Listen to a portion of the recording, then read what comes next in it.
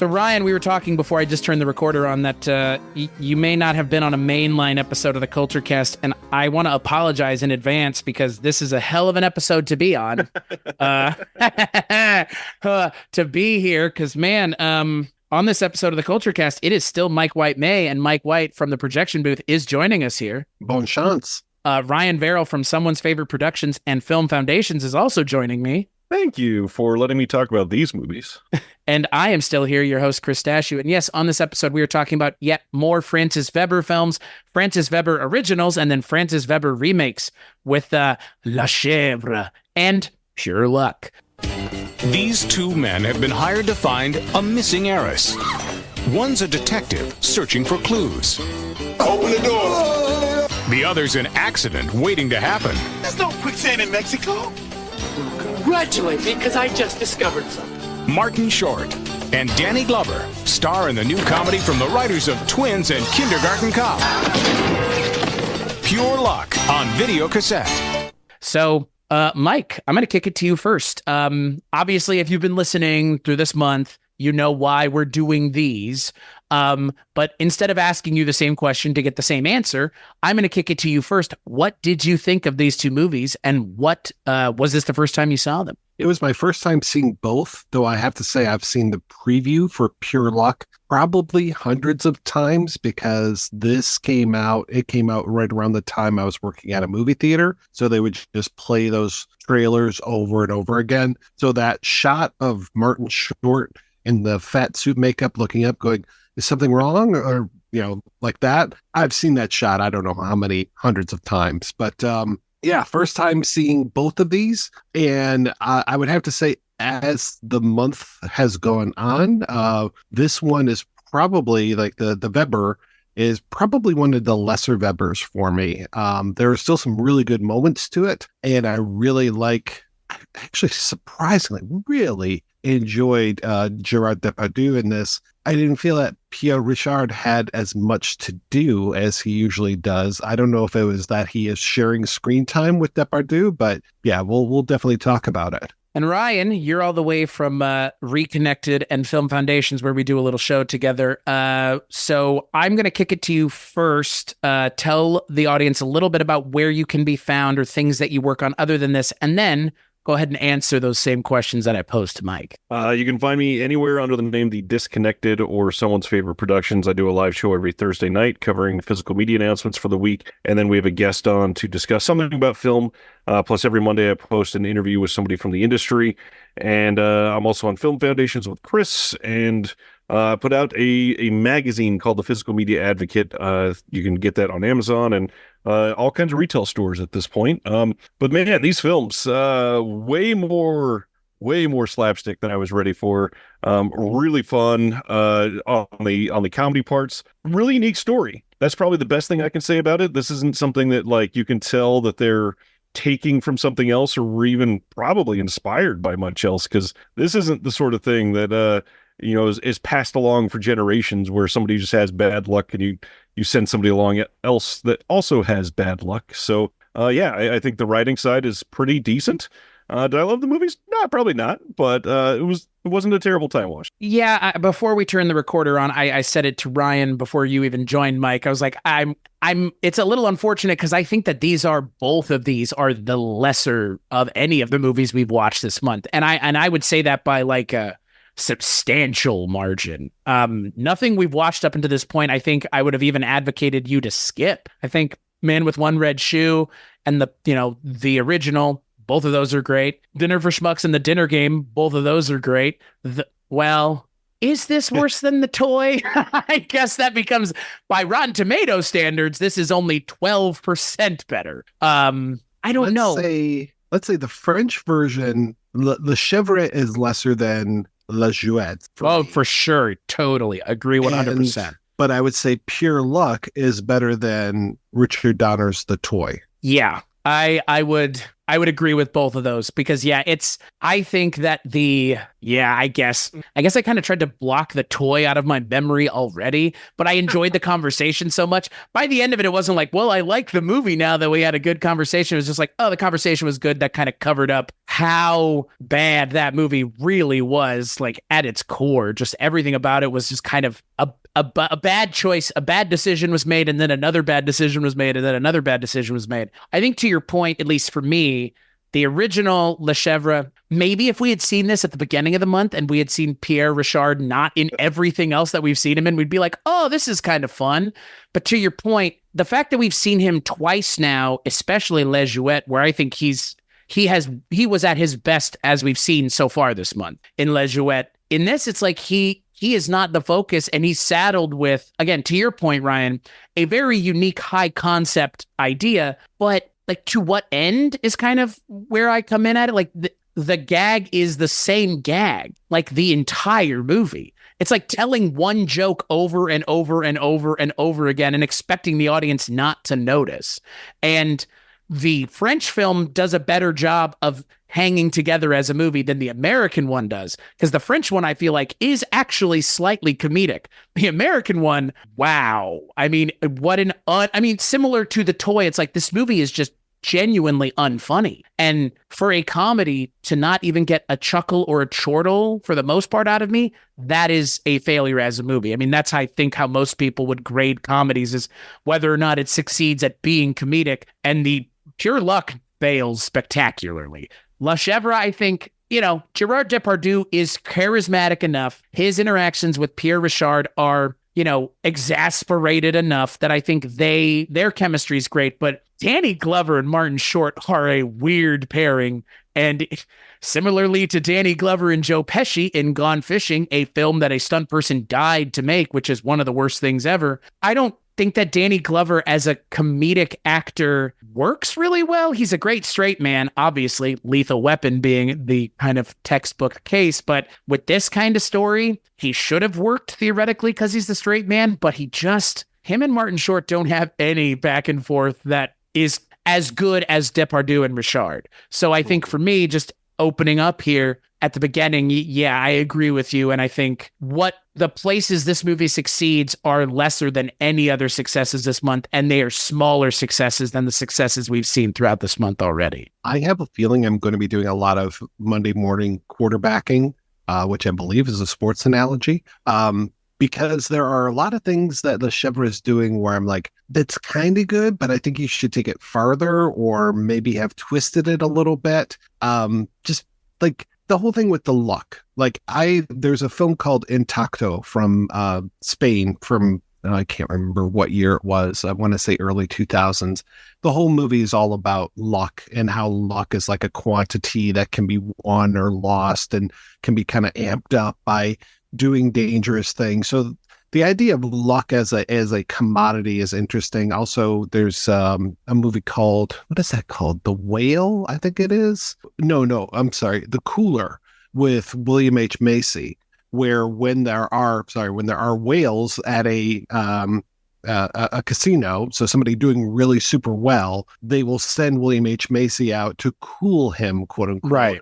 So like to ruin this guy's luck because he's just such a sad sack piece of shit that he will ruin everybody else. And that's basically Pierre Richard in this movie. But there was at least one time, actually 2 times in this movie, where Gerard Depardieu starts to suffer from bad luck. Like he reaches down and he's tying a shoe and his shoelace breaks, or when he's in prison, in his Mexican prison, and the guy who's there, who is in both movies, which was very nice to see, Sergio Calderon. And as soon as I saw him, I thought to myself, put up your hands and all your flippers. Yeah. Hey, Mikey, what are you doing here? So good to see him. Yeah, right. Hey, Men in Black making an appearance on this episode, folks. But like when he's saying, "Oh, the guards come in and they beat us," and they always choose one person and beat him up, and then Depardieu is like, "Oh, I'm so sorry, Pierre Richard. Obviously you're going to get picked." But no, they come in and pick him, and I'm like, "Oh, is the luck transferring? Is he going to be the jinx now?" And then Pierre Richard will not be the jinx any? No, they just dropped that whole thing. I'm like, "Oh, okay, so fuck me."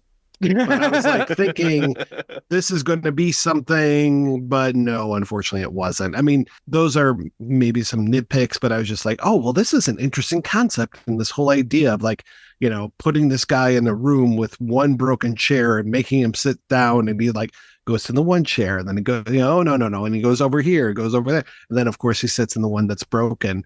And that for me is great Pierre Richard, like the whole like little hesitations that he does. And he just, really starts off strong in this movie, but then it just kind of fizzles as the movie goes along for me. It fizzles in a way that's really disappointing too, because like you've kind of alluded to, and like I mentioned earlier, they don't do anything with the idea that we are sending someone who is as unlucky as the other person who has been lost. And they never do much with it other than go, yeah, he's going to fumble and bumble bad luck his way to find her. It's very clear. But then again, they never ask the question of like, is that really bad luck? If they end up finding her through all of the machinations of the bad luck piling up on top of itself over and over again, does it eventually become good luck? They have no interest in answering that question. None. Which is kind of a shame because, again, that's part of the direction I was assuming it would be subversive. Because Francis Weber's stuff, he has his finger on the pulse of the kinds of things he wants to do and how to be subversive with the audience. I mean, when I think of a luck-based thing in cinema or media, I think of the episode of Supernatural, Bad Day at Black Rock, where they're all of a sudden really lucky, and it's to the point where Dean throws a pencil and it lands in the barrel of a gun. And he's like, ha, Batman. He's like Batman or something. And he throws it and it just sticks into the gun. It's like that kind of stuff isn't in this either. There's like you can kind of see the moments coming from a mile away. And in a lot of respects, they are setting them up for them to happen. Like the thing with the chair. That's maybe the one scene in the movie where I was like, okay, that's clever. Everything else is just like, oh, look, he's going to unscrew the cap on the salt and he was going to use that one, of course. It's like, why are you telegraphing all of this? Let us experience it, movie. Don't show us what you're doing immediately. Like, come on. And if you are going to show us, at least subvert our expectations at some point in the film. Right. Mike, I'm glad you brought up the chair scene because the Pierre Richard in that is so much better than Martin Short in that first chair scene because he emotes so differently. Martin Short is just unsure of himself, but Pierre Richard is like every way. It seems like he's like checking for approval with everybody watching him. It's like these short nods, this very polite, like almost reverential treatment of I want to make sure that I do the right chair for you, Papa. And when he finally sits down and you think that he was going to be wrong at first, and then he does, of course, go to the bad chair and everything just collapses and it's perfect. But yeah, that scene was much funnier in the French version. Mm-hmm. Well, it was funny because I guess it was just because I knew of Pure Luck's existence. But as I was watching the Chèvre, I kept seeing Martin Short. I'm just like, how would Martin Short handle a scene like this? And the one like real clear example of the differences between the two comedians, and I like Martin Short, but this might sound a little Martin Short bashing as we talk about this and possibly even next week's episode when we talk about another Martin Short as Pierre Richard movie, when he sticks the straw up his nose. I mean, I think Pierre Richard just does that so naturally. It just seems to work so much better for him than Martin Short. With Martin Short, it just feels like, hold on a second, folks, I'm about to stick this straw up my nose. And you're like, okay. And yeah, also to your point, the whole Danny Glover's exasperation versus Depardieu's exasperation. Depardieu seems to take it more in stride at times. And I'm like, okay, it feels more natural. Like he's almost more curious about this weirdo that he's been saddled with who thinks he can do a better job than the professional detective. Whereas with Danny Glover, it just feels like he just feels angry all the time. That's how I was interpreting his like gruff nature for that one. Yeah, Danny Glover, like the moment he meets him, he's like, fuck this guy, pretty much. Yeah. And Gerard Depardieu gives him the benefit of the doubt. like not for the entire movie, but Pierre Richard and Gerard Depardieu have chemistry. And look, Danny Glover and Martin Short aren't known for being a comedic pairing. I mean, Gerard Depardieu and Pierre Richard are, though, because they worked together in several films, not just Francis Weber films either. Their lack of chemistry is apparent. I mean, you said it best. Danny Glover just seems annoyed with Martin Short throughout the movie. He has no interest in getting to know him, finding out if he could actually be useful. Gerard Depardieu does do that. Gerard Depardieu makes sure that while Pierre Richard is a bumbling moron, at least he knows that there's a benefit to his bumblingness clearly. It is progressing forward somehow, even if it is bad luck, somehow it's pushing it forward.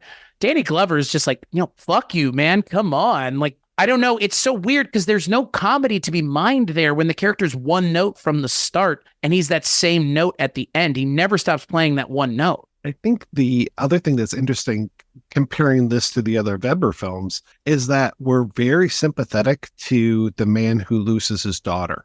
And I'm not to say the man who loses his daughter, fuck that guy. No, the man who loses his daughter is a corporate executive. He's the owner, I think, of this company. So in the other films, like the tall blonde man with one black shoe, I mean, that's all about the system screwing over Pierre Richard because he is just chosen at literal random, right, to be saddled with this idea of him being the spy, the super spy. And then in Le Jouet, I mean, obviously that one, it's like the corporate executive is such a awful person and never even comes around to showing his son affection.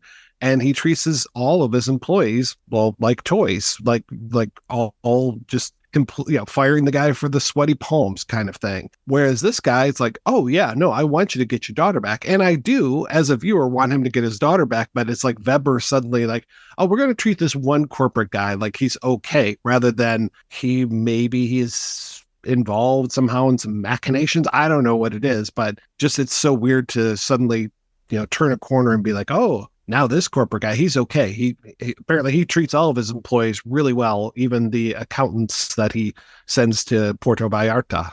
Paid double time and all that. Yes. What's crazy too is you spend so little time with him as the executive. Like this is the foundation of the entire story, and he's barely in it. It's not even like the first 6 minutes total. Yeah. I think you spend more time with what is he, like a psychiatrist or the guy who comes up with the idea of, we'll send a person with this horrible luck to find the other person with horrible luck. Yes, the Harry Shearer character in the American film.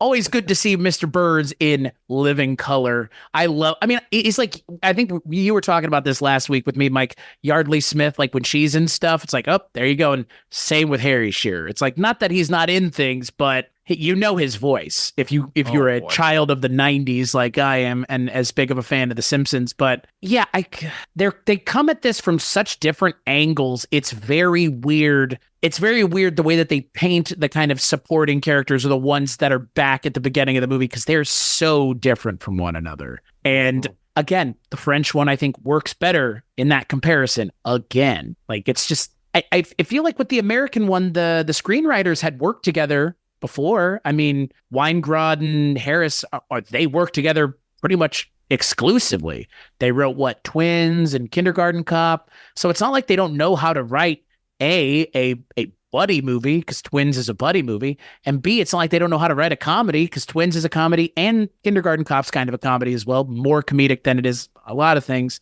So it's not like they don't know what they're doing.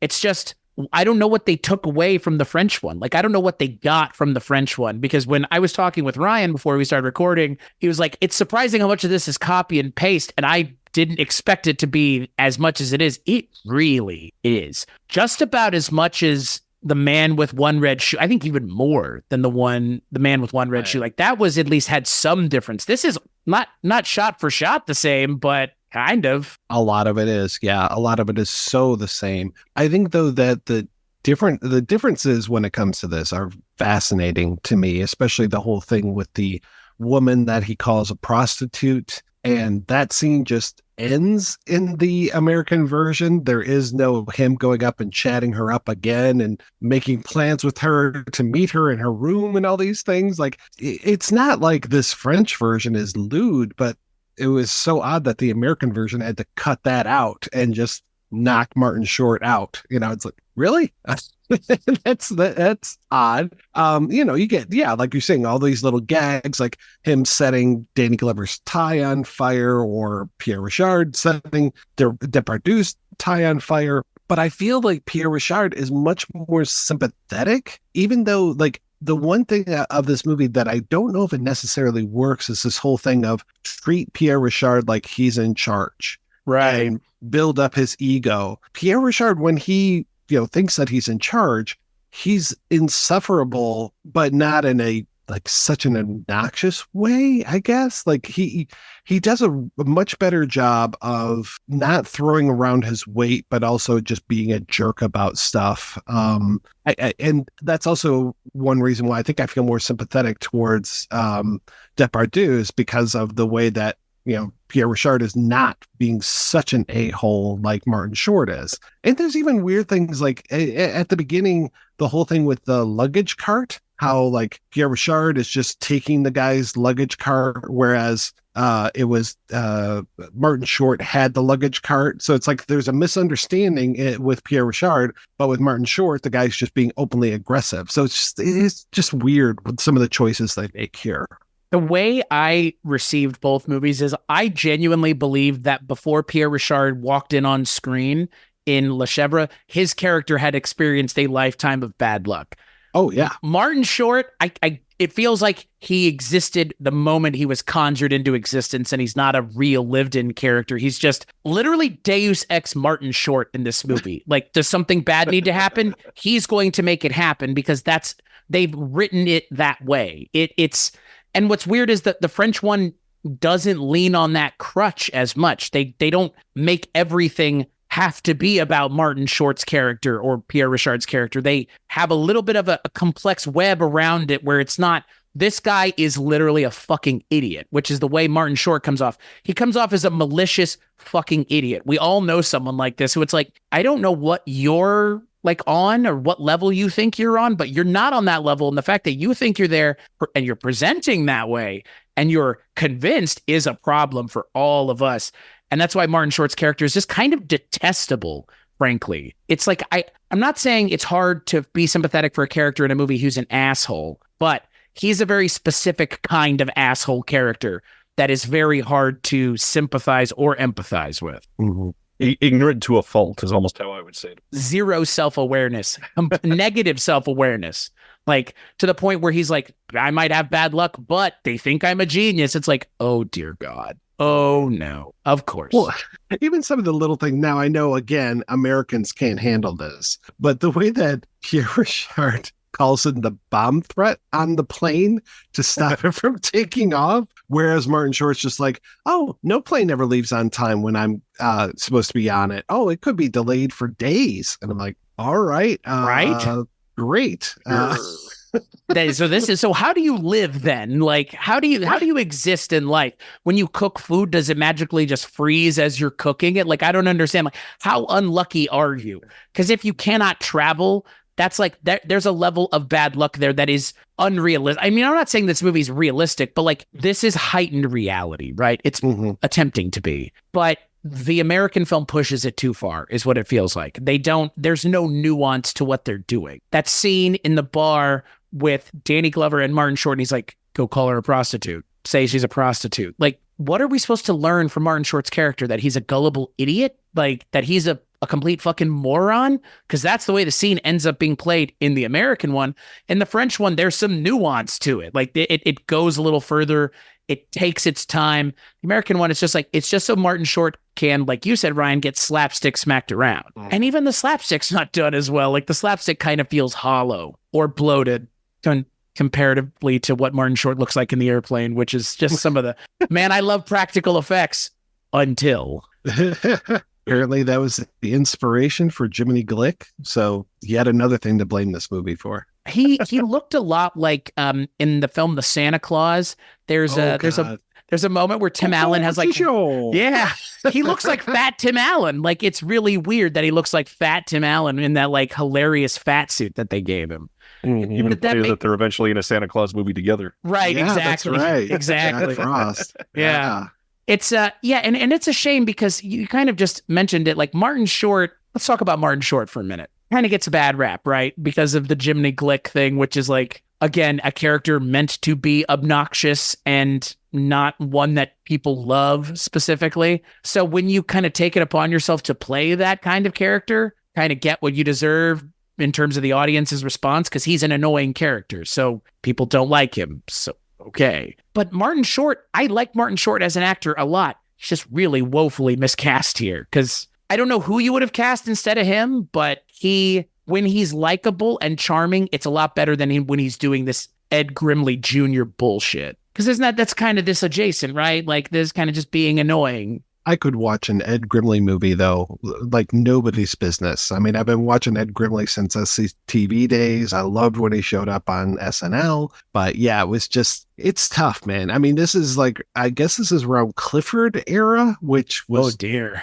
those were literally rough. Yeah, that's why his hair was still red. Right. So it's just, yeah, it's tough watching him and getting behind him in this movie. And yeah, he's very unlikable, and yeah, there's just nothing really redeeming. Like I was hoping for, like we talked about for the Dinner Game, where you think that the main character, the Perrin, is just kind of some sad sack who makes a bunch of these matchstick figures, but then when you find out that he's doing it as like self-therapy for his, well, I can't remember if his wife died in that one. Yeah, she died. Yeah, for Zach Galifianakis. You feel really bad for this guy. And you feel bad before him just because this other asshole's making fun of him. But there's a moment of redemption where you're just like, oh, this guy's trying real hard. And there's that, like, hey, why are you treating me like dirt? And there's not a moment like that in here. And for all rights, Danny Glover should be treating him like a dirt because he's just a jerk. And like, maybe if he just said like, oh, nobody ever listens to me and I just have such bad luck and, this has happened and this has happened. Like, give me something to be like, okay, Martin Short secretly is a nice person, but instead he just comes across as an a-hole. Yeah, and it doesn't make any sense because he's the main character. Mm-hmm. And it's hard to root for our main character when he has bad luck and he's an asshole about it. Like, I mean, again, I feel like if you were a person in real life who actually had this level of bad luck, you'd be like throwing yourself at the feet of people being like, please help me. Right. Like, it's not my fault. I can't help it. Like, no, instead he's like, I'm just a complete clown about it. Like, wait a second, what? And what's crazy is, speaking of Martin Short, this is the second time he works on a Weber film because he's in Three Fugitives before this, directed by Francis Weber. Yeah, I forgot that comes beforehand. So hopefully we'll have something pleasant when we talk about that one, but yeah. I hope so. Because again, I mean, that in my mind makes sense as to why this movie then exists, because that movie's got to be good. That movie can't be bad, and then this movie's also bad. That movie has to at least be somewhat worth watching for an American audience, because they were like, let's do another Weber movie within 2 years of the other one. And it's, again, this movie it makes the French film look way better. And I'm not saying the French film's not good, but the French film is being really propped up by how lackluster the American interpretation is. And it's not even an interpretation. It's literally the same movie for the most part. Mm-hmm. Looking at the differences between the two is really where it magnifies that. Like the fact that we have the beyond cliche Jeep teetering on the cliff scene at the end of the American one, and we don't have that in the French one. It did not need to be added. It is such the go-to trope for like a climactic scene for something like this, and it just didn't work with the two of them. They just like it seemed like they both wanted each other to go over the cliff. Just fucking do it already.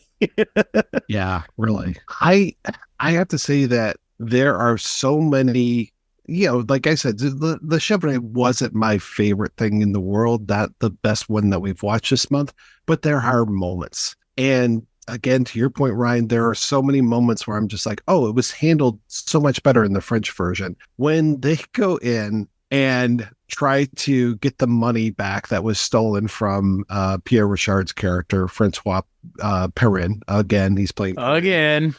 Yeah. When he goes in and he does the whole, like, this is Gerard Depardieu, real force of nature. And when he grabs the guy by the nose and pulls him through the door, and goes in and headbutts the random guy, kicks the freaking door down, and storms into the room, smacks a guy, and then points a gun at him. I'm just like, wow, okay, that's great. And then when they fucks up and doesn't realize that the person he's looking for is right there, and they have to go back. When they do it the second time, it's even funnier for me. But when they do it both times in the American one, I'm just like, this feels so laggy. It feels like it's taken forever for him to make it from the front door to the back room. It just, the pacing of those cuts and the level of violence, I think they eliminate one of the headbutts, and it's like, yeah, this just isn't doing it for me. It's just not nearly as funny as what Depardieu was doing. Yeah. And, this is the first time I've seen anything with Gerard Depardieu in it. So, oh, wow. I mean, intentionally, unintentionally, it's like I was like, I don't want to watch a movie with this French actor in it. I mean, again, just as an American, I think the only thing I probably have seen him in was Hamlet, the Kenneth Branagh one. So I like him a lot in this movie. I think that he is maybe for me the best part of the movie because his character feels fully formed in terms of comparatively to Danny Glover, but also comparatively to the Pierre Richard character. Mm-hmm. Now, I like Depardieu whenever I see him and stuff, even older, bloated Depardieu and things like, what was that one? Babylon AD. He makes a small appearance. So, like, I'm okay with him, but I've never seen him. Well, I take that back. He was in Barbet Schroeder's Matrice, where he's a little bit younger than this. I was so confused because I was just like, is he attractive or is he not attractive? Because he's got that long nose and, it's kind of bulbous at the end. But I'm like, I think he's a handsome guy. I think he was, just very charismatic and just very striking with his look. So, and yeah, just some of the looks that he gives, like when he's got the gun on the one guy and he just gives a little sad puppy dog look, like, you don't want to do that. I'm like, I think he's a really good faces he's making. I'm actually really looking forward to seeing The Fugitives next week, just because I want to see more of him and Richard together. Yeah, same. Like, and that's, that's what I was hoping this movie was going to do, was really be like a showcase. Cause like we mentioned, this was the first time. So I was like, oh, this might be a showcase of what they're kind of going to be doing for the next couple times we see them, which is again, next episode. And I hope that the dynamic is different in the next movie, because I would like to see maybe Gerard Depardieu playing against types, because to your point, more or less known for being a leading man in France, which means he's always the one being topped billed, at least for a while he was. And I mean, to your point, like, I think American sensibility in what's good looking or attractive is not the same worldwide, obviously. And I'm with you. Like, the first time I saw him, I was like, huh, interesting looking guy. But the more I look at him, like, I could totally see it. Like, I totally see he's got the look and he's charismatic. He's got an interesting look to him. And yeah, he's got a big nose, but it's bigger now because the older you get, your features continue to grow. So yeah, now he's really rocking it. But yeah, I like him a fair amount in this movie, and I'm interested to see him doing more of the leading man thing. Because again, the next movie, he's same spot, sharing the screen with, effectively, I'm assuming, the other leading man of that movie. So, well, I think it's also Pierre Richard. Right, that's what I mean. Like, same guy, different movie. Yeah, again. Yeah, exactly. There are certain things, again, that I laughed at in Le Chèvre that, again, it just maybe I ruined the experience because I knew what was coming, kind of thing, when I watched Pure Luck. But when the guy who they were looking for, who I love in the American version, is Scott Wilson playing Frank Grimes, or Grimy, as he likes to be known. Yeah, and that's intentional. That's literally intentional, because in that episode of The Simpsons, he has bad luck. His character is all about all the bad luck that he has. That's right. I know, because if you go read Wikipedia, it says it's inspired by it. But to your point, I was like, Frank Grimes can't be a coincidence, because also Harry Shearer is in this movie. Yeah. Oh, yeah. He's the one that gives the eulogy. Yep. But I love when they have the drive-by shooting, and the guy's laying there in Le Chèvre, and he's got, the blood marks where he's been shot. And then Pierre Richard turns the corner and looks down. Is he hurt? And then I think he even adds a little bit more. Is he hurt? And then he has one more line as well. Like, will it get better or something like that? I'm like, oh man, this is so good. But yeah, then when Martin Short does it, I'm like, all right. Yeah, I'm more concerned about Scott Wilson. I'm just like, oh, I love him. Oh, that's what he says. He says, is he dead after he's obviously passed away? Yes. Yeah. Is it too early to bring up the ending? Because I'd love to hear how you guys feel about the timing of the ending of this. It is so just abrupt. Oh, there she is. Have a good day. Abrupt, you say? So abrupt. Yeah. Fucking Christ. Can you imagine going 100 miles per hour in a car and a brick wall just appearing in front of you? It's that abrupt. I was shocked that the movie was over. I was like, wait, really? Okay, sure. It's like, I'm glad it's over, frankly. I'm glad I don't have to be subjected to any more of this, because I watched the American one first this time. And I was like, oh, I'm glad it's over. And then when Ryan told me they're the same movie, I was like, oh, God, is it going to be the same ending too? Yep, literally. Well, no, not identical. Not identical. Because in the French version, they're floating off into the distance, and then we freeze it as the credits are going up. Whereas in the American version, they then have to cut to a reverse shot with a painting of a waterfall that they're about to go over. I'm like, no, just let them float off into the distance. Just maybe these two people with incredibly bad luck having found each other, maybe it'll cancel it out. Wouldn't that be nice? But then in pure luck, it's no. If anything, it's worse. They're going to go over the fucking falls. I'm like, give me that moment of hope, please. That's what I want from Le Chèvre. That's what I got from Le Chèvre. That's what I want from this other movie too. I kind of like the American ending. I like that little coda, the little thing of the waterfall, just because I think if the American film had been more successful, it would have been a funny ending. Like, oh shit, of course they're going over the waterfall. Like like you said, Mike, it's either it cancels it out or it like amplifies it. It's got to be one or the other. The French one, it seemingly cancels it out. In the American one, like it seemingly amplifies it. And I wish that the movie had kind of operated on those terms to begin with. Because like, again, like the American movie doesn't earn that ending of the shot with the waterfall matte painting. Mm-hmm. Well, remember, because I've watched both of these twice, which is more than I typically do, but I just really wanted to give both of them more chances. The one thing that I really liked in Le Chèvre that I can't remember if it was in Pure Luck is before they find out that the daughter has been in the plane crash, there's a scene where it's Pierre Richard just sitting in bed, and you start on a bellboy who has brought him food, and everything is in disarray on the bed, and he goes, oh, I'm so sorry, I tripped over your shoe. And then cut to Pierre Richard, and he's got like milk on his forehead, and he's like scraping jelly off of his arm to put it onto his toast. And to your point from earlier, it's like this guy is so used to being dumped on, having all this horrible luck, that he's just like, it's okay. And then the guy picks up everything. He's like, oh, should I send for the maid? And then boom, Gerard Depardieu opens up the door. The tree goes flying, and then you just see it like land on Pierre Richard. And I love Depardieu just goes, doesn't matter. But I don't remember anything like that in Pure Luck.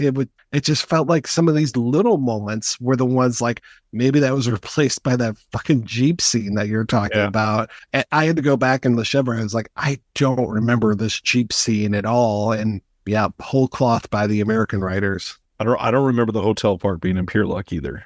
Okay. I thought that was great. Just little stupid things like that, Don't just come in and say, oh, she's dead, or, oh, there's this idea that the, Harry Shearer character has in this movie. Just do something about it. Just give me a little bit more to it. Give me this, some really funny sight gags. No, what we need is Martin Short in a fat suit. Yeah, even that scene is different with the whole how they start laughing, and that feels like a real bonding moment to me when they all start laughing. But nope, we don't have that in the American one. It's just terror. Yeah, exactly. Well, and that's the thing. The American one just it doesn't seem like it's interested at all in telling a story. It seems like it's more interested in just doing sight gags, which again, nothing wrong with that. I'm not even complaining. It's just the sight gags aren't funny. The American one. They can't even come close to the ones in the French film. One of the funniest sight gags in Le Chèvre is when Depardieu turns around and sees Pierre Richard all, stuffed with pillows. When you hear and see the buttons flying off of his shirt and it like hits Depardieu in the face. It's like, these are great little touches that you're doing here. And the American one has no interest in that, which is weird. No. There's no nuance. And the effect in the French one looks goofy as hell too, but they sell it. It doesn't matter. I mean, it's literally Pierre Richard like in an expanding, like they just like have like a hose inflating his shirt. It's like it didn't have to be Martin Short in a fat suit. Like, and in the French one, they get so much more out of a goofy gag, a less convincing gag, clearly. Like they're not really even trying, but so what? Everything else, like you said, with the buttons and everything else is way funnier. It's not about, oh, look, he's puffing up. Like, okay, sure. But that's it. Like in the American one, that's it. That's the entire gag. There's nothing else. The French version probably cost about 5% of what the American version did too. Oh, yeah. God, right? Yeah. It feels like they saw the original and were like, what could we do better? That one scene where we can get someone in a fat suit. Okay, let's make the movie. Like, yeah, when I watched the trailer for the movie, I was like, man, that is pretty prominent. Like in the trailer, like why ruin that even? Like, I don't, So I was so confused when I was watching Pure Luck and the opening theme was playing, and I'm just like, oh God, this is so Danny Elfman. Wow. And then I went and looked up the movie and it wasn't Danny Elfman as the composer. I'm like, I'm losing my mind. That is Danny Elfman music, only to find out that Danny Elfman had to leave the production, but he gave them the theme song, and basically it was like his assistant or somebody that he worked with who was Jonathan Sheffer, who's picked up the music and, used this Danny Elfman score. So I'm like, oh, thank God. I felt like I was losing my mind. What I also find surprising about the movie, and again, just the concept of the movie alone, it's surprising that this character, the Martin Short or Pierre Richard character, is the main character. This is such a supporting bit thing, right? Like, I mean, again, there are, like we mentioned The Simpsons, like that's one episode of the show. You don't have that character in every, I mean, I guess you have Gil, but Gil is a different kind of unlucky. That's based off of the Jack Lemmon character from Glengarry Glen Ross. Frank Grimes is more like this character in terms of like everything bad that could have happened has happened to you. Oh, you're born and your parents died. And then one day you lost both of your legs and now you're blind. It's like, Jesus Christ, what else? It's kind of hard for that to support the entire movie. It's almost like a movie that is an entire Blackout sketch worth of like vignettes.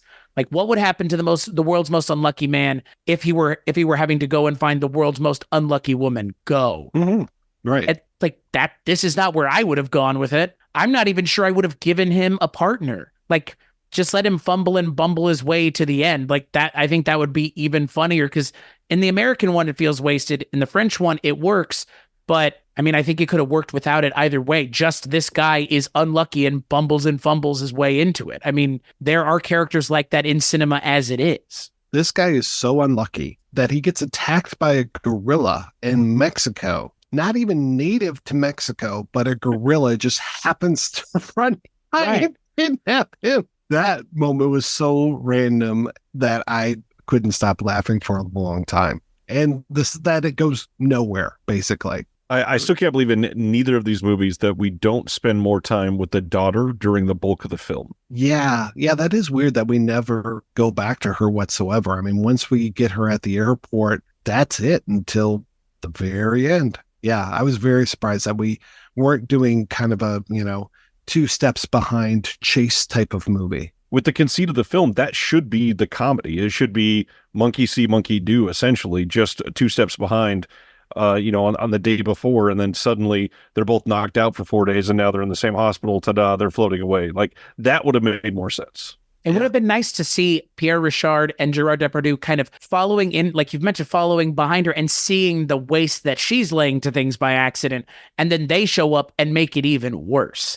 It's like, oh, we've had one tornado come through, and shit, here comes another one, and we are not even ready for it. Like that's what this should have been. That's what they kind of set it up for. And yeah, I mean, it's so bizarre that she's in the movie and then she's just not at all. We never come back to her. Not even once do we come back to her. Once, yeah, such a strange choice, such a narratively strange choice. And boy, the American one is just doing what the French one did. The French one did the same thing. It's not like that was a choice the American film made. They both make that choice, which I think is weird in both films, that they're just, oh, okay, well, we'll see her when we see her at some point, maybe. Okay. Yeah. I agree with you, Ryan. I think your idea of like a klutzy Sherlock Holmes kind of thing would be great.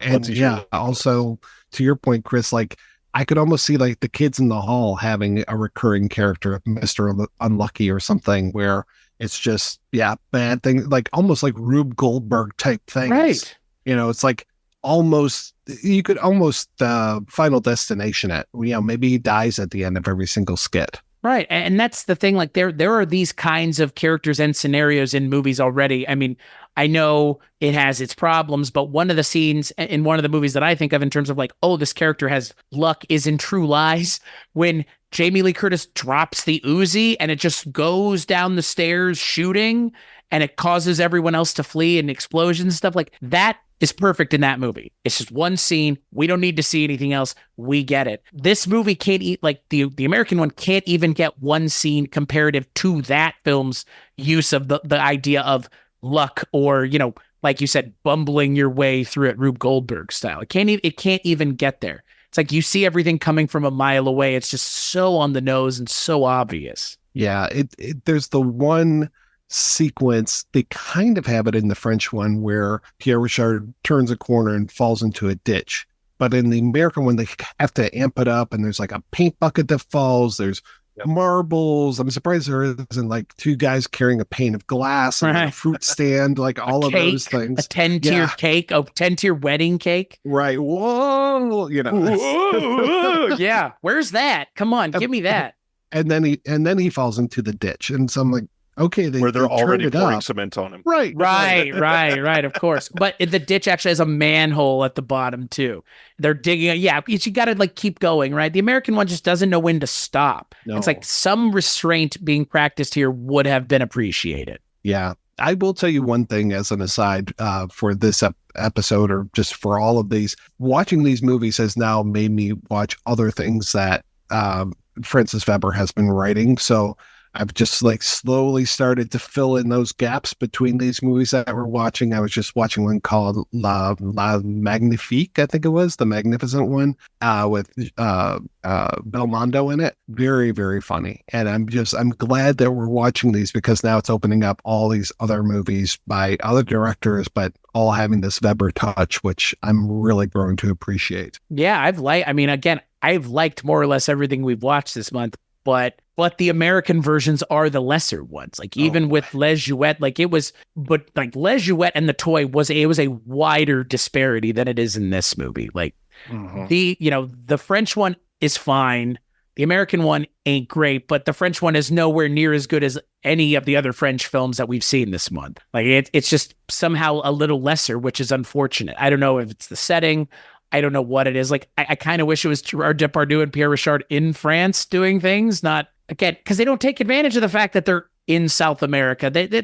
That's incidental at best. Like, you're telling me you couldn't mine all kinds of things from that? Not really. It's kind of the same amount of bumbling you could do elsewhere. It's like, you're not taking advantage of this setting that you've gone out of your way to go to. Like, Jesus. Mm-hmm. Well, you look down on Martin Short. Who do you think could have done the part better? And I think it was about 10 years earlier. It would have been really fun to see Gene Wilder do it. That's funny. We compared Pierre Richard to Gene Wilder, I think, just last week. We sure did. Yeah. Because, I mean, it's the hair, really. Yeah. Yeah. He's also just more kind. Yeah. Oh, yeah. Much more kind. I don't, if it were being made when it is ended up being made, I don't know. That's the thing. Like, again, like there has to be a level of empathy that we can get from the character. And the American one could have done that with Martin Short. They just chose not to. They made that choice to write him a certain way. So I think Martin Short could have done it. It's just, honestly, it's the script not suiting him. I mean, you could have had a Danny DeVito type in this movie, even like, if you want to go that direction. Always more abrasive. I guess the thing that I think of him in, I don't know, and this is going to be a terrible, I mean, this is a remake. Speaking of remakes, Jungle to Jungle is a remake of a French film, is it not? I believe so, yes. So he plays Tim Allen's business partner in that movie. And that's the thing I think of him in, like, primarily because I've seen that movie a million times. I grew up with that movie, and he's unbelievable as a family man in that movie. If I were to sit and think about it, like, again, maybe you're right, Ryan. Maybe there is something about Martin Short that is abrasive. I don't think he has to be, though. But the things that I've seen him in, he is kind of abrasive. It's just his comedic style. He's got that edge, like he's almost got a growl as he delivers lines. Mm-hmm. I'm trying to think of a contemporary comedian that could have played that role. I don't know if I would have bought Robin Williams in there. Gosh. No, A little too manic. Oh boy, how about Billy Crystal? Yeah, speaking of another Weber remake, right? Yeah. Is that Robin Williams and Billy Crystal in Father's Day, which is a remake of a film with Gerard Depardieu and Pierre Richard in it. So, I mean, yeah, I really don't know, because Pierre Richard has such a weird energy to him. Like, I like the energy that he has, and Martin Short doesn't naturally have that energy, but I can't sitting here like, yeah, Gene Wilder, but again, like we already went down that road. Mm-hmm. What about Martin Short's partner? I could see Steve Martin doing it. I could maybe see that. I'm trying to think of people that can act really well just with the face, because I think I think the very first one of these Webers, I was comparing Pierre Richard to like Jacques Tati or even Jerry Lewis, where you can do all the comedy without words. And trying to think of who. I mean, I have an answer. There's some other French people I can think of, but Americans, please, Chris. So it's going to be kind of a stretch, but I'm going to use something that he was in around the time as kind of I would say something to inform the decision and where I'm coming at it from. So it was, so this movie came out in 1991. So it was the year later he was in Chaplin. You could have Robert Downey Jr. in this movie. As the Martin Short character, and he's kind of abrasive at that time in his career. And again, he also, speaking of Chaplin, known for doing the physical comedy thing. I mean, he was practicing for it. I mean, I honestly, Danny Glover and Robert Downey Jr. together, probably that combo probably would have worked, to be perfectly honest with you, because Danny Glover would have played off of RDJ's kind of RDJ can play the dickishness with a level of empathy, because that's Tony Stark, right? He's a dick, but everybody loves him, unlike real life people like that. And I think Robert Downey Jr.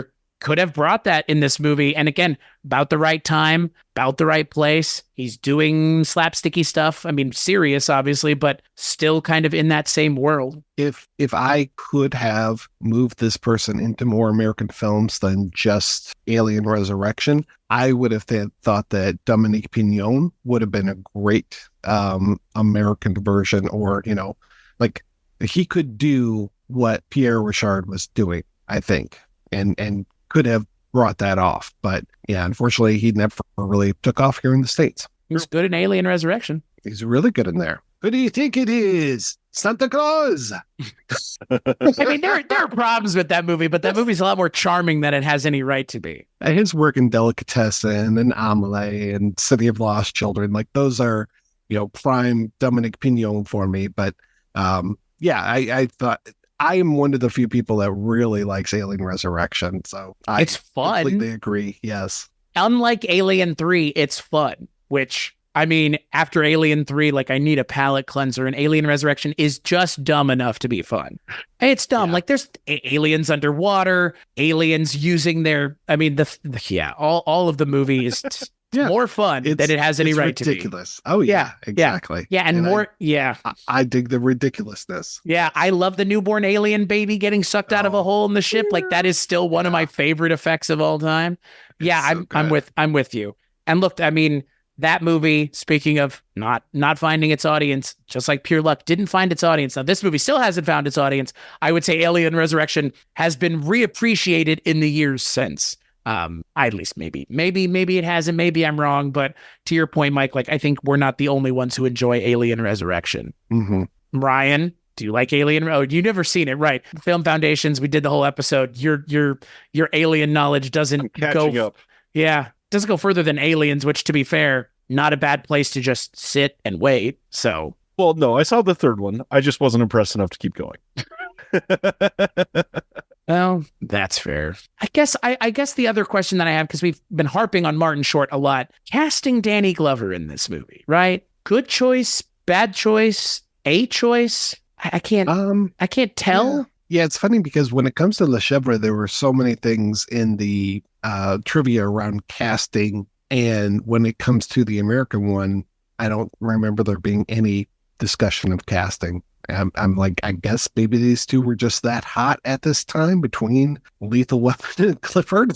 to do this. But yeah, I'm not sure who would be a better Campana, right? Is that his name in this Campanella. Campanella, okay. Yeah, because he's a straight Campana in man. the other one, right?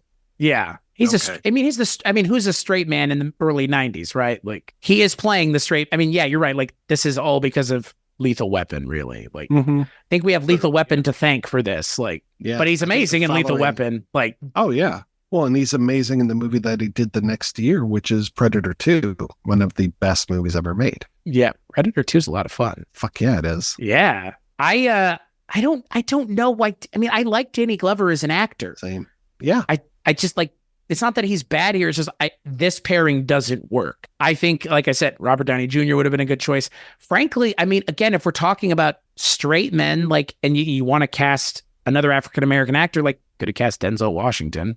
He's a little younger, not necessarily known for his comedic roles, known for kind of playing a straight man for the most part. That could have worked. I mean, again, that's just fantasy booking at this point. I mean, it doesn't really change anything. But Danny Glover deserved better than having to try and carry this movie, because that's ultimately what it feels like, is Danny Glover trying to carry the movie on his back and Martin Short just being like, I'm doing the thing. It's like, oh no. That's why he's so angry the whole time. Yeah. It's like, I'm sick and tired of this shit, for fuck's sake. Yeah. I am getting too old for this shit. Thank you very much. I was kind of waiting to read some, behind the scenes stories of how they couldn't get along, but I couldn't find anything about that. So it's not like there's a BFI book dedicated to Pure Luck, unfortunately. All right. Seems like a real shame, huh? Missed opportunity, as one might say.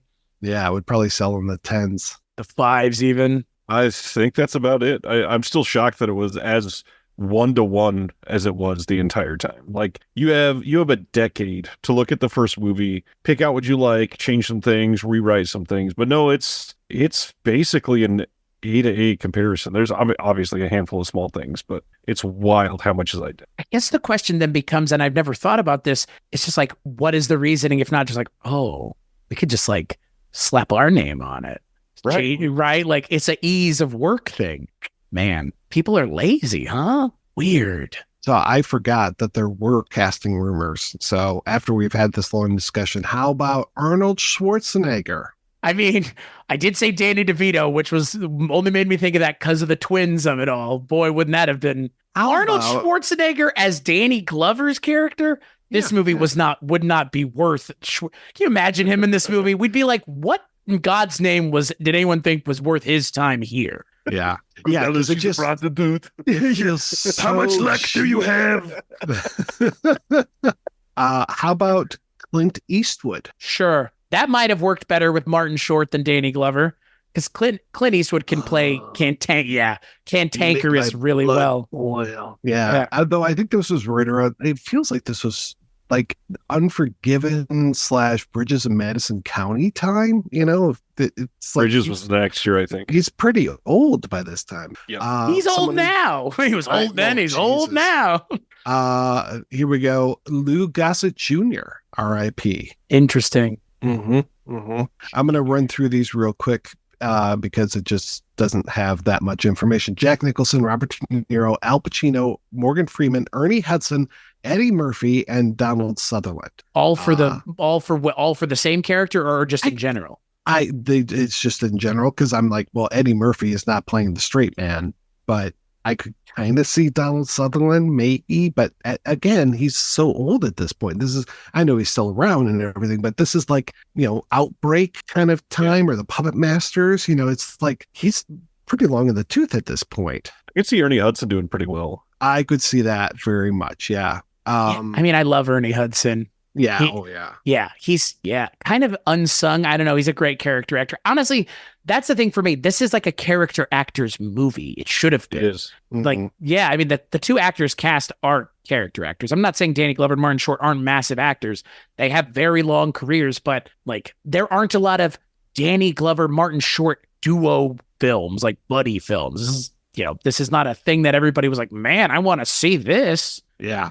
Yeah, give me all of these Martin Short movies where it's him and his buddy and they're solving crimes. Like really, other than, Ryan, you mentioned Martin Short, I don't tend to think of, sorry, not Martin Short. You mentioned Steve Martin Short, and like that's the only time I can really think of him partnering with somebody and being, like, of course there's three amigos, but that's three of them. We'll be talking about that soon enough. But yeah, I can't really think of like him and another person casting a whole bunch of stuff together. What if it was Steve Martin playing the straight man and Martin Short in this? Would that have worked? It might have. Because No Murders in the Building or Murderers in the Building, whatever the hell the name of that show is on Hulu, which I've seen a couple episodes of, clearly made such an impression. I remember even the name of the show. It's actually pretty good. They're good together. Oh, I can imagine. Yeah. You might even have the answer there. Maybe just make Martin Short play Danny Glover's role. Oh. And make Steve Martin play the bad luck there, because he's already abrasive. Interesting. Yeah. What about a Steve Martin and John Candy? A little planes, trains, and automobiles action. Yeah. That's the thing. Like, there are better pairings here that they could have gone with. It's a weird one that they chose, but yeah. I mean, how about Nick Nolte and Martin Short? How about Nick Nolte and Eddie Murphy? Right. Sounds good. Yeah. I mean, again, like make that movie. Right. Well, yeah.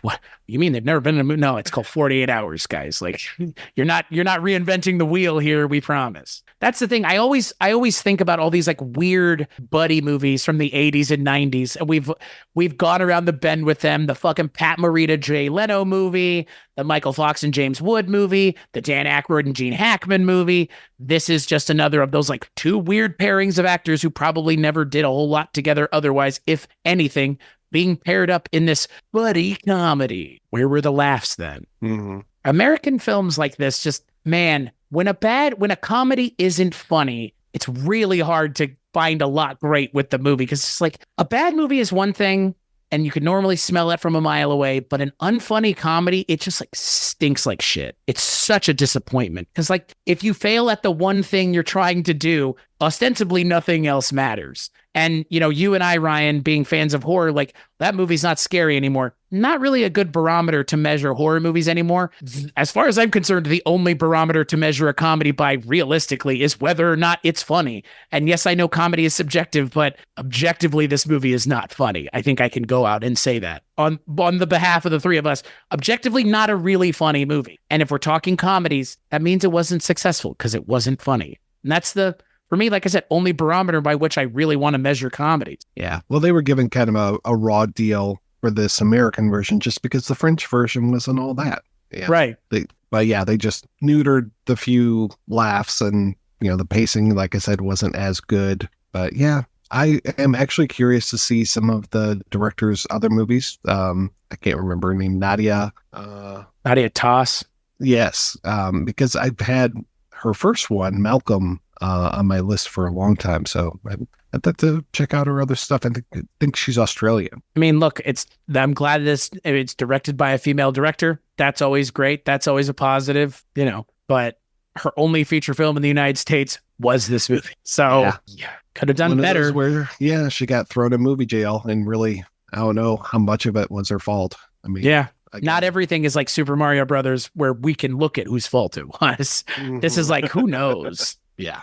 There's just plenty of like these like kind of not funny comedies from the late 80s, early 90s. Like I said, this is kind of a dime a dozen, really. There's plenty of these kinds of movies you can look at. Even again, Gone Fishing is a good example of just like two people who really have no right being in a movie like this together. Joe Pesci fishing movie. Right. Okay. Sure. Why not? Sign me up. I mean, I've seen that movie more times than I can count, unfortunately. Ryan, final thoughts on Le Chèvre and Pure Luck. Watch Le Chèvre and call it a day. What about you, Mike? Yeah, I will echo my esteemed co-host's words. Yeah, check out Le Chèvre and avoid Pure Luck. Yeah, I think I'm in the same boat. I think, unfortunately, we were kind of spoiled up until this point this month with everything kind of, yes, it's a copy, but it's a copy of a good movie. Now it's like, oh, it's a copy and it's not great. Oh, yikes. That's unfortunate. Yeah, these, I think, Le Chèvre is worth checking out. I'm hoping that on the next episode, when we talk about Three Fugitives, that movie is better. The French one is better than this one, and the American one is better than this one. And it's like, well, at least there was a Pierre Richard and Gerard Depardieu pairing that really worked. Remains to be seen. Who knows? But yeah, this is kind of a dud. It's unfortunate, but this month we've been pretty much firing on all cylinders. So one dud's not going to derail the whole bunch. So So yeah, on that note, we'll take a break, play some ads, and play a preview for the next episode.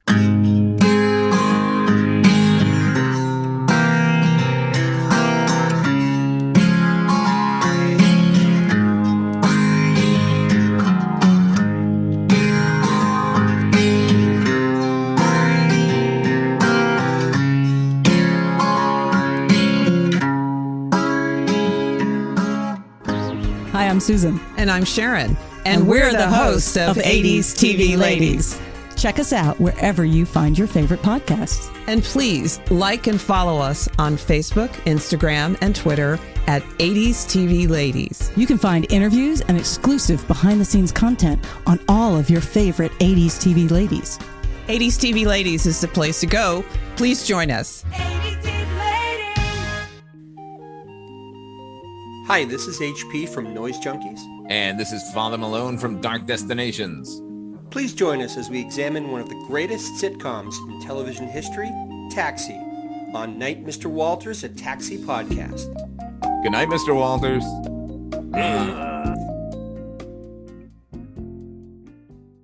Good evening, and welcome to Night Gallery. Thank you, Rod. And I want to welcome everyone to Midnight Viewing, where once a month we talk all about your follow-up to The Twilight Zone, Rod Serling's Night Gallery. They say it's Rod Serling's Night Gallery, and it isn't really Rod Serling's Night Gallery, it's somebody else's. Oh, we know. We talk about it a lot. Your curators at Midnight Viewing are the projection booth's Mike White. What can happen to human beings when trust is wiped out by suspicion?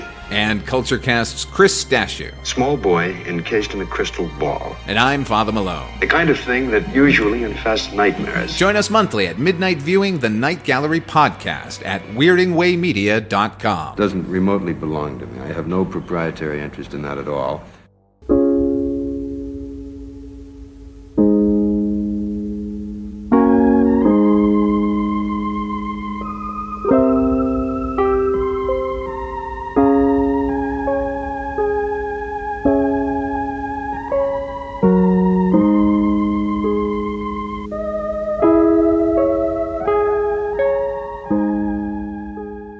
Touchstone Pictures presents the world's worst bank robber and the ex-con he took hostage. You come with me! They're two mismatched partners who can't seem to work together. Nick Nolte, Martin Short, Three Fugitives. What's with the wig? Rated PG-13. Now playing at a theater near you. Check newspapers for showtimes. So that's right. On the next episode, like I had already mentioned, we're going to be talking about The Fugitives and Three Fugitives, which is, again, a American remake of a French film that had Pierre Richard and Gerard Depardieu in it. And the American one has, wouldn't you guess it, Nick fucking Nolte in it. Huh. It's like we knew that he was going to be showing up at some point this month.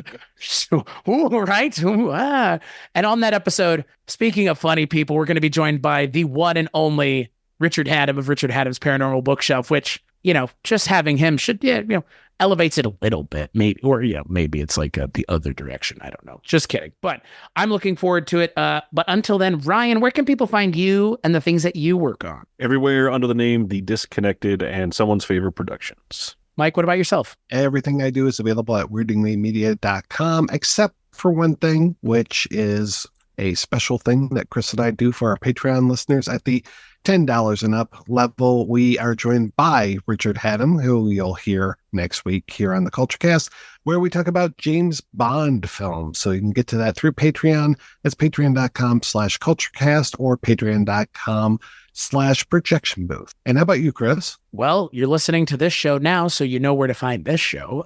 And everything else is at weirdingwaymedia.com. Talk a lot about 70s cop stuff with you, Mike. Randomly. Don't know why we're such propagandists, but apparently we are. So there you go. And yeah, a lot of other great things that neither one of us are on over at Weirding Way Media, like 80s TV Ladies, The Feminine Critique, Twisted and Uncorked. Lots of great shows. Cambridge and Washawn, Wake Up Heavy. I guess we are both on that from time to time. So yeah, Weirding Way Media is where you can go. Yeah. And as for this show, please like, rate, and review it on iTunes, regardless of where you're getting it, because that's the only place where ratings and reviews really matter. So iTunes would help us out a lot, helps us find our audience, and it doesn't cost you anything, and it helps us out immensely. Ryan, Mike, thank you both so much for joining me. This has been a lot of fun. Thanks for having me for Mike White, mate. Your first one, your inaugural one. Went out with a bang, huh? Ooh. And yeah, as always, we'll catch you on the next episode.